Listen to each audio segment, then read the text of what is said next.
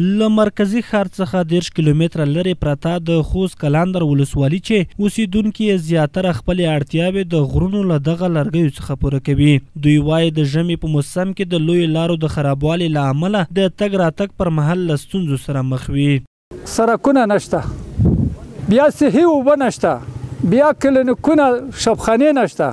د امارت نه د مسؤلینو نه چې زموږ منطقې ته خاصه توجه وکړي، ځکه چې زموږ منطقه ډیر غریب خلک دي.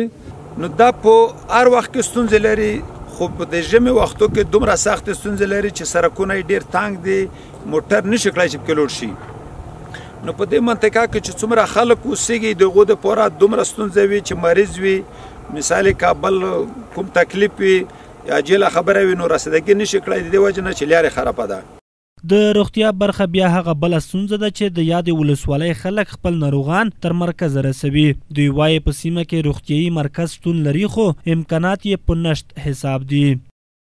نو موږ په منطقه کې نه کلینیکونه شته، چې کلینیکونه کوم یوه نیمه څانګه شته، یغو تعمیرونه نشته. موږ په ساحه کې شپاړس کې موږ ته کلینیکونه جوړ شي، لابراتوار جوړ شي، ډاکټرون موجود وي، د موږ مشکل به ورڅه حل شي. د منطقې دپاره باید یو معیاري شفاخانه کلینیک باید جوړ شي، ځکه چې دا لرې پراتې ولسوالۍ دي، خلک دي تر ښاره چې رسېږي هغو دپاره زیات مشکل وي. نو هغه کوم زنانه مریضان چې وي هغه په لاره کې هغو ته په وخت رسیدګي نشي کړی چې پخواني ته دی لاړ شي.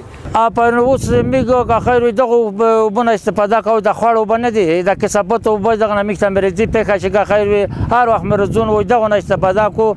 که خیر اوس موږ ته د لولو اوبه روز شي چې نه په غرو کې لرو پایپو کې ورتېرې شي، ذخیرې ته جوړې شي، که خیر موږ هغو اوبو نه استفاده وکړو. د کلندر ولسوالۍ چې تر دې دمه پکې ابتدایه او لیسه شپږ ښوونځي شتون لري، د پوهنې برخې مسؤلین یې وایي ښوونځیو لپاره ودانۍ نه لري او د کتابونو کمښت یې تدریسي بهیر ټکنی کړی.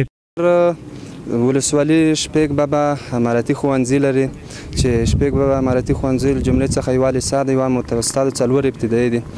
نو د مکاتبو تر څنګ موږ 25 وایپا محلي ټولګي لرو او په څنګ کې 14 اصلي ټولګي لرو چې هغه د مؤسساتو له طریقه حمایه کیږي او 3 د سواد زده کړې ټولګي. موږ مکتب سره ډېره کمزوري ده چې موږ د وړ جلکۍ چې سرپنې ځای نه لرو، نو یوه ځای نه بل ځای ته چې ډېره مشکله لري، ونه خو ته سبا کیږي.